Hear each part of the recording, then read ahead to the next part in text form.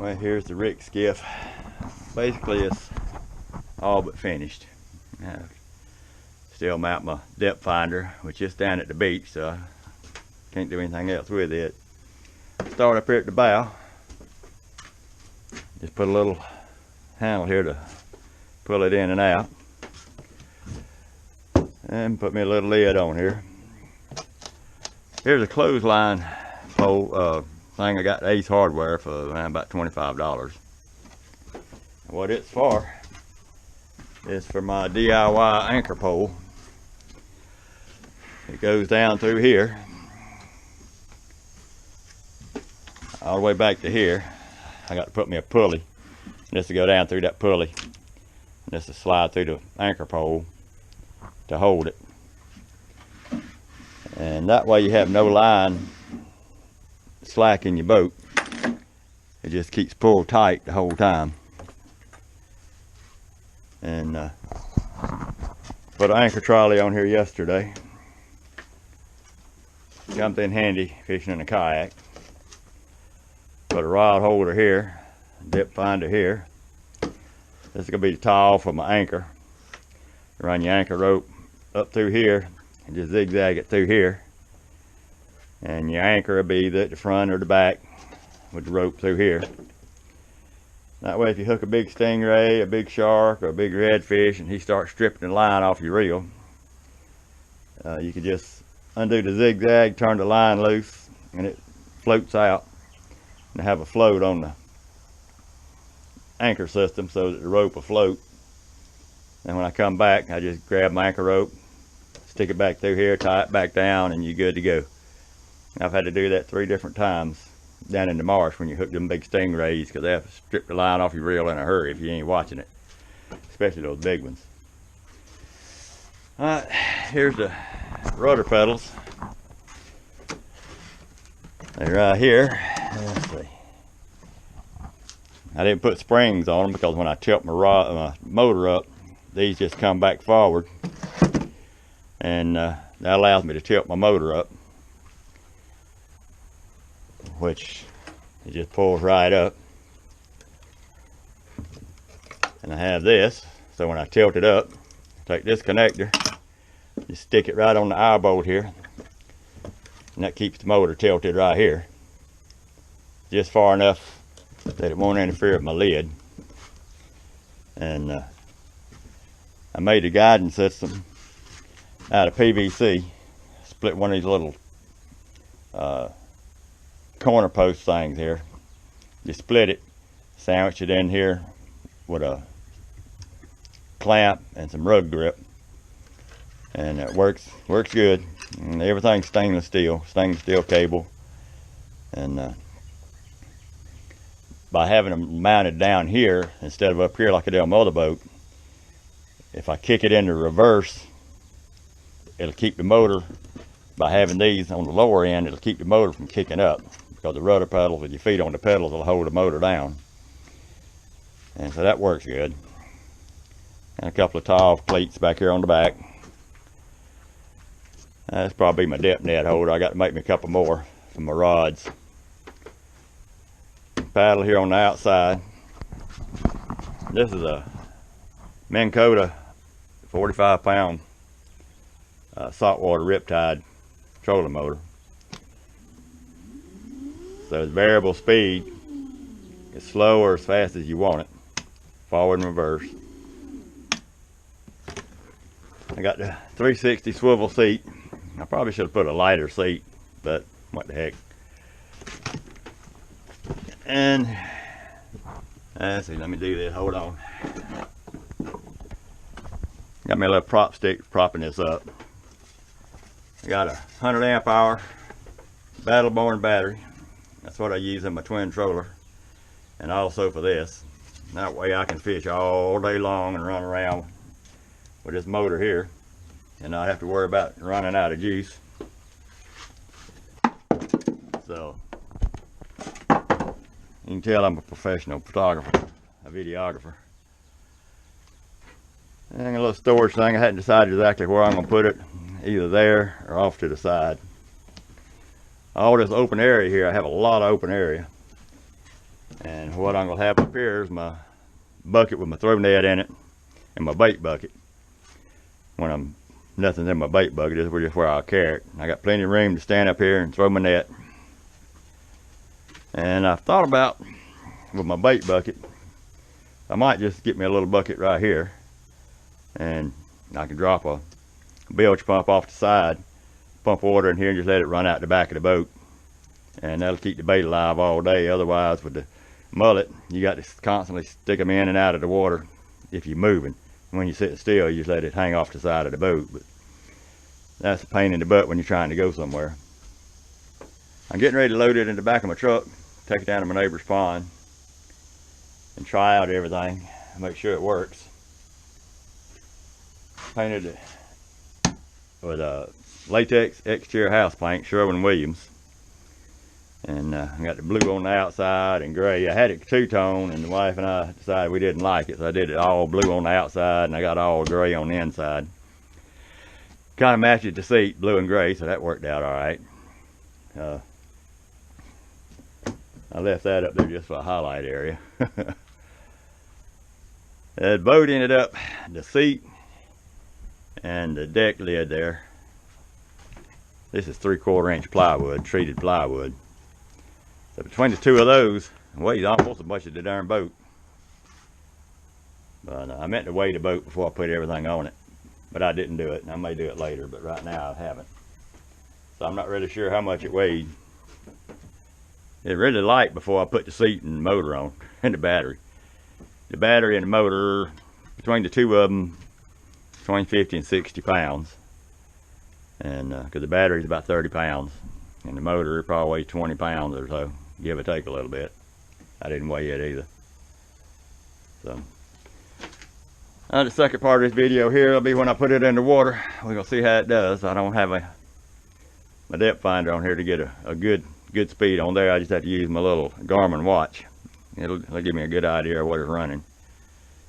So that'll be the next part of this video. I got to load it up and take it down there, so it might be a little while. There you go.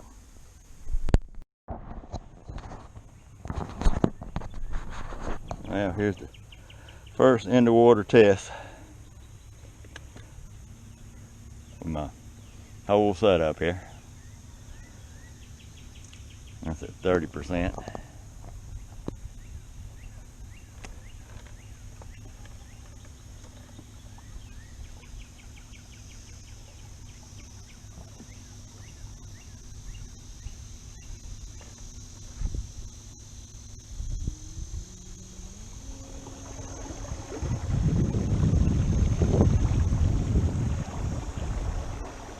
Everything looking pretty good.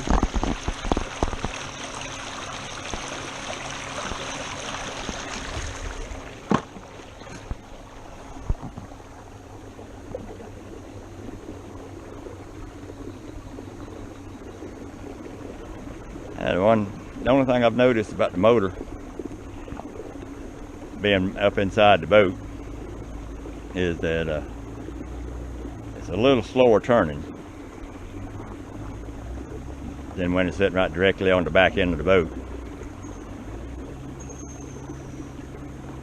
It sits pretty good, feels pretty good.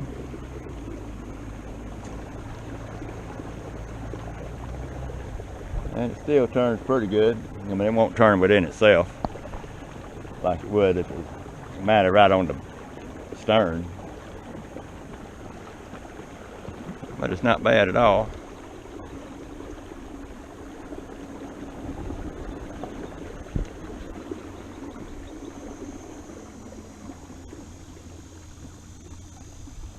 Here's the controls. It's just right here. Off. And go into reverse. Full reverse. See, if I hold against the pedals, it keeps the motor down. If I take the pressure off the pedals, it'll kick it up. So that works just like I wanted it to do.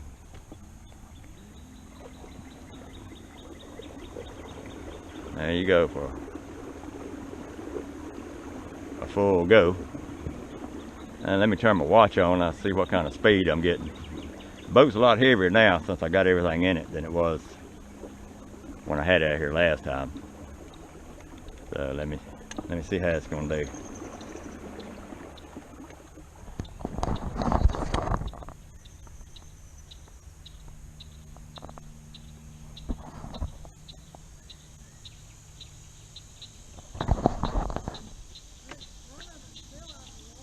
Is it?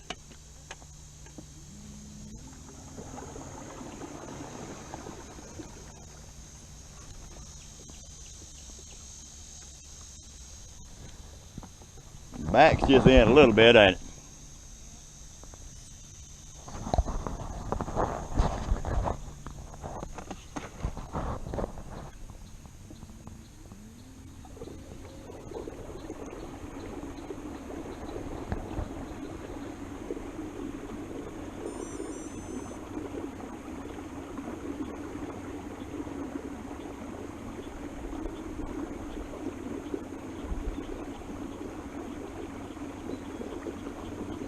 Well, I don't know if you can see it, but about 4 miles an hour. It's 4.0 right now. 4.1. That's not too awful bad, I don't guess.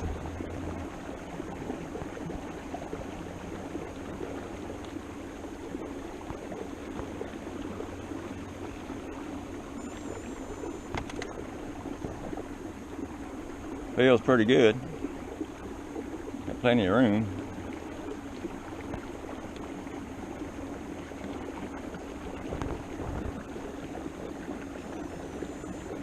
Okay, I'm gonna take the camera over to the wife. I wanna see what it looks like in the water.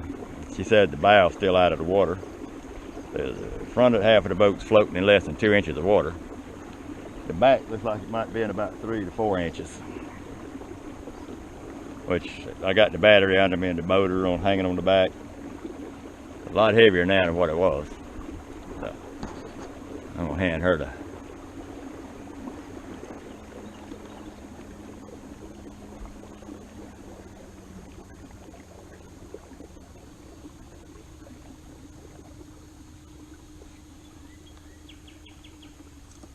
about 4 miles an hour is all I got out of it.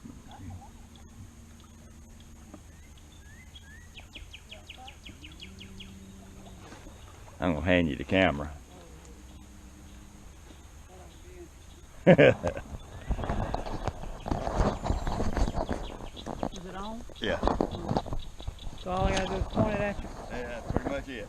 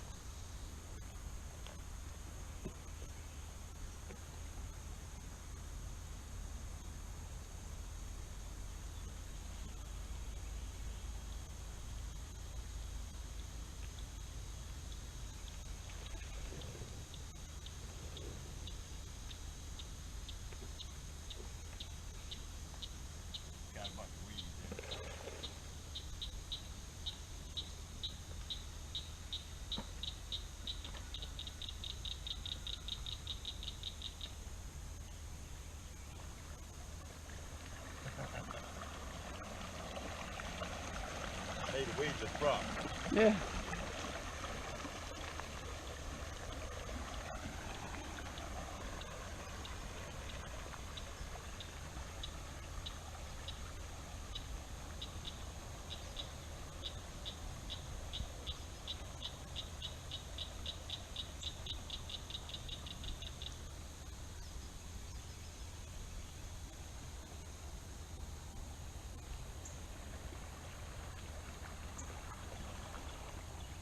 Happy Father's Day on it. Yeah.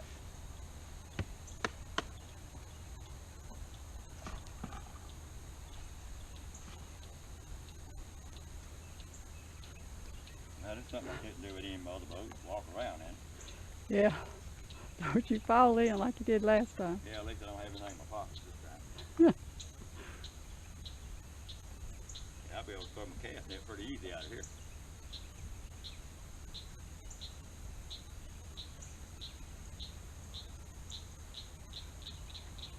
That's pretty good being over.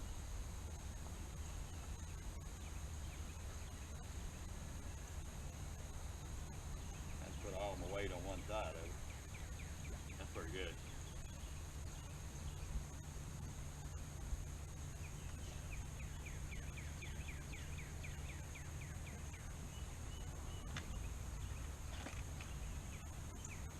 I think I might rather have this one over there. Even more ready to stand up. Yeah.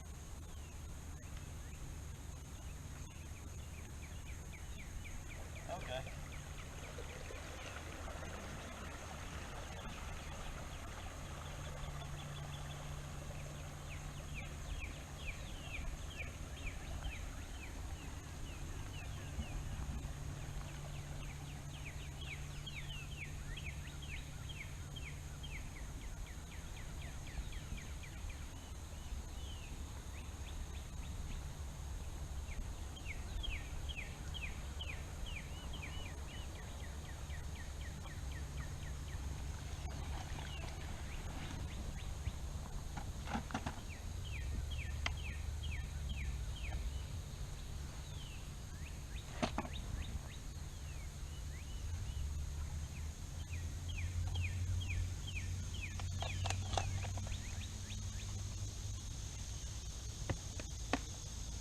Very good.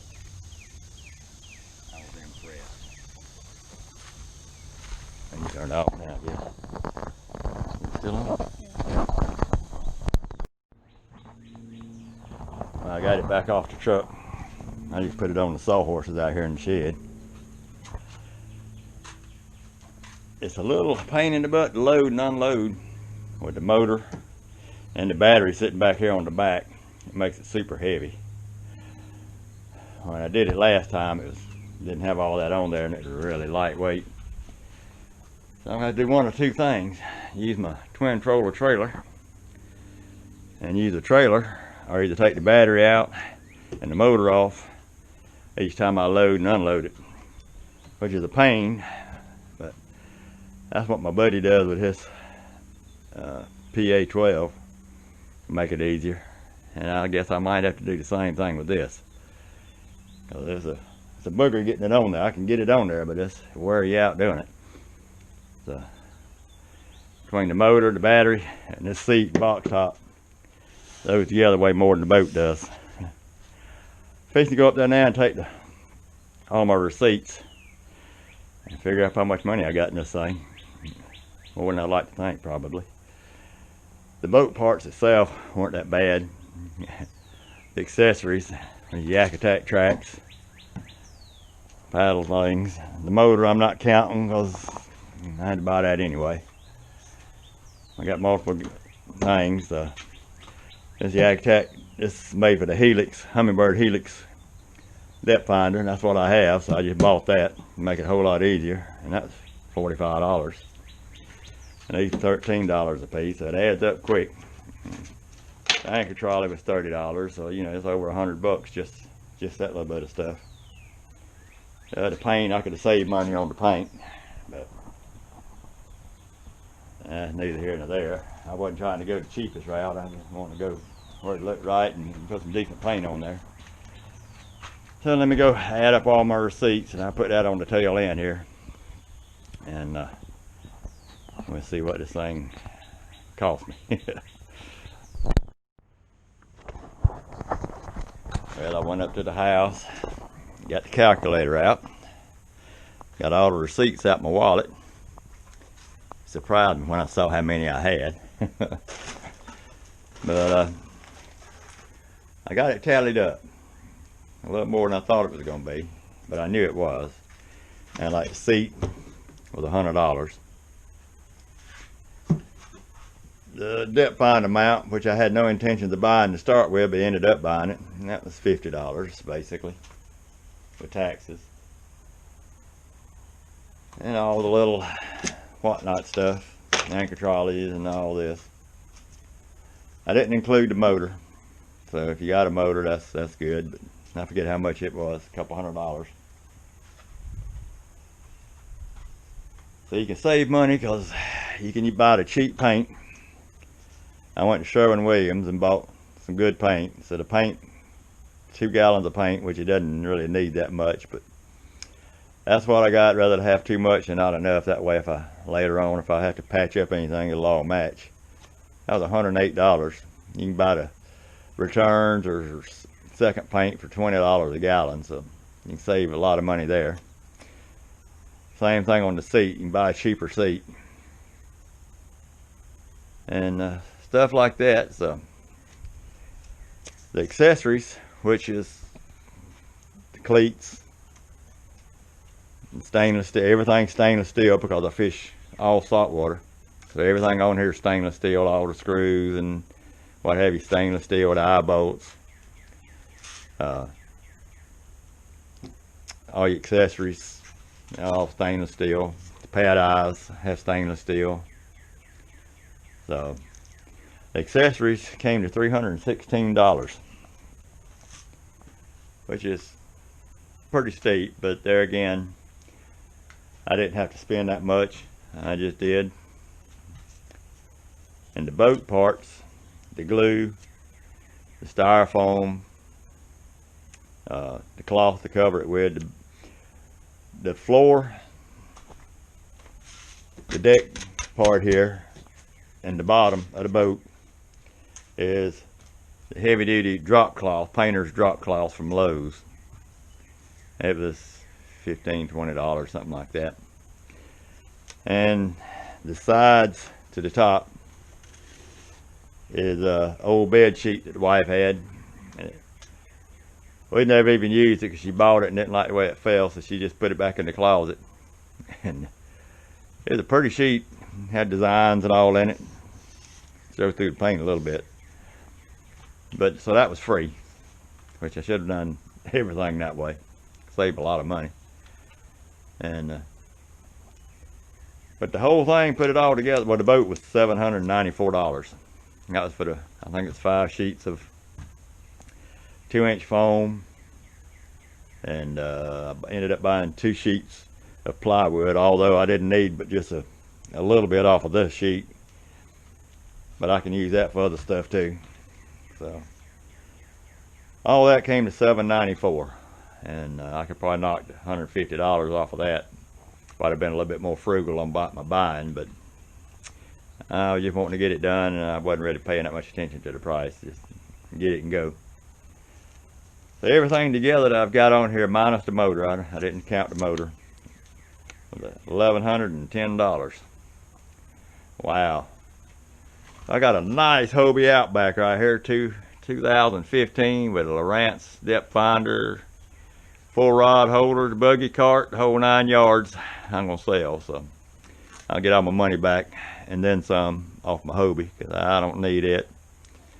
I got 3 boats here. My cedar strip boat down here on the bottom, I don't use it.